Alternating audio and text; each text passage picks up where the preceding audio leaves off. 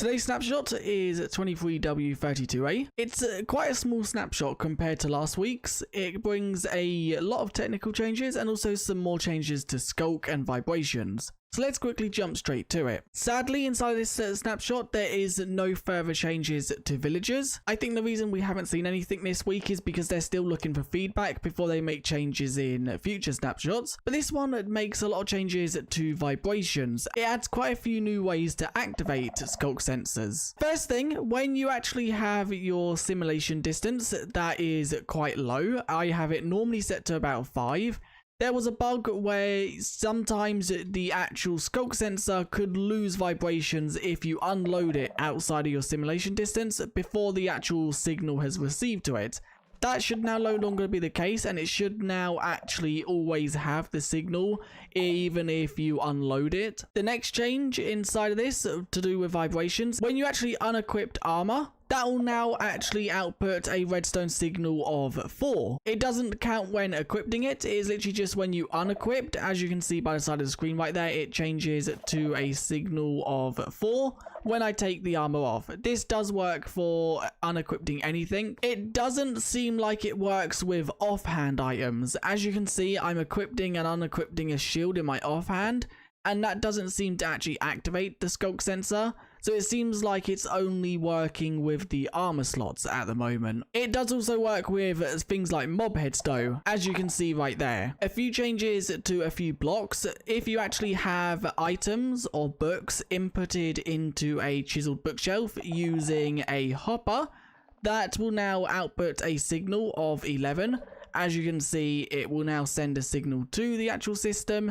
And if we quickly just throw another one in there, as you can see, that will now actually set it off, which I think that's a cool change. So you can now have some sort of automatic system, so when a item goes in to a chiseled bookshelf, it will activate a Sculk sensor. This can also be a calibrated Sculk sensor. Another few changes, when turtle eggs change or hatch a stage, they will output a signal of 11. When they actually hatch, so when the block destroys and the turtles come out, that will output a signal of 12. Using bone meal will now output a signal of 3, so you can now track if a player uses bone meal using the Sculk sensors. Fire being put out by water bottles will output a signal of 12, but this is kind of weird because it will actually pick up you throwing the water bottle, so you need to kind of be careful about it. So let's quickly throw it while I'm sneaked. And as you can see right there, that will now output a signal of 12 as it's now counted as a block being destroyed. Evokers using the Vex ability or the Evoker Fang ability, that will now output a signal of 14. So you can now track if they spawn Vexes or the Evoker Fangs.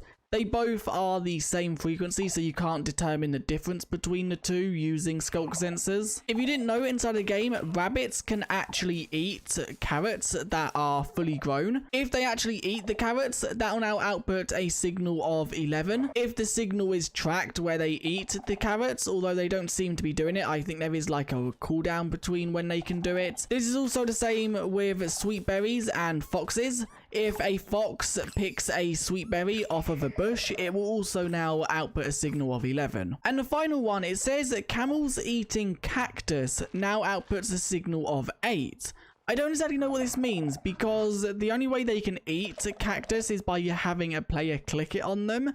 So I'm guessing that's what it means, as I don't think there's any way they can eat cactus that is naturally generated or anything like that. But camels eating cactuses will now output a signal of 8. So now let's cover a few bugs. If you actually had a LAN world and you was the host of the LAN world, there was a bug where your skin wouldn't be visible to other players within the world.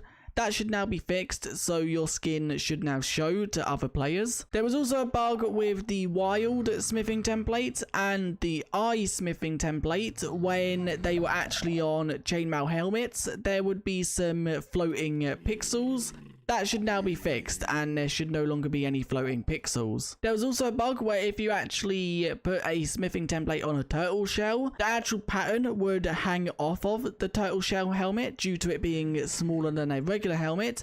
That should now be fixed, and the actual pattern is cut off if you're wearing a turtle shell helmet. As you can see, there are no overhanging pixels. And that's really it for this snapshot. There are some other bugs, but none of them are really anything too major. They are just like minor tweaks or stuff that just fixes stuff behind the scenes. But there are quite a lot of technical changes within this version. So the resource pack version is now 17, and also the data pack version is now 17. There was also a bug involving hunger icons that has now been fixed in the slicer tool. The changes to resource pack version 17 can be seen right here. It seems like it's just some text fields that have been changed. The datapack version 17, they changed mob effect storage on items. Mob effect storage changes. This game no longer uses number values when storing mob effects to world. So for example, 4 now becomes mining fatigue.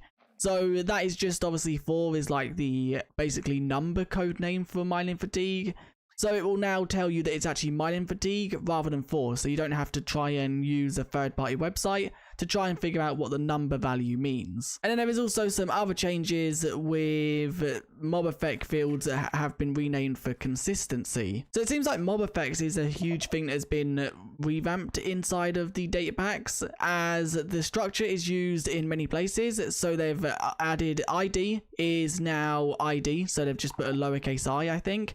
Ambient, okay, so it seems like they've lowercased the beginning letter on all of these, as none of them have changed apart from underscores and also the lowercase. And then the items, potion, lingering potion, splash potion, and tipped arrow is custom potion effects to custom potion effects. It seems like they've made it all lowercases and also put the actual underscores where spaces should be.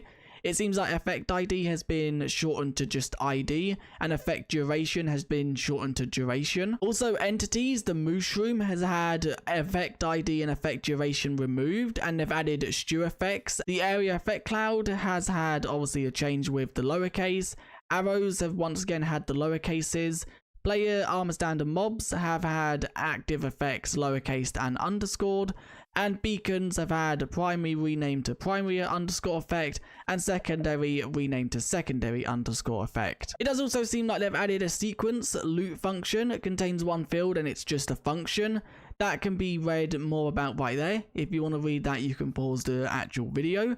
And then all of it seems like has had some changes as well. And the final thing within the technical changes, there is some new networking optimizations that you can see right there.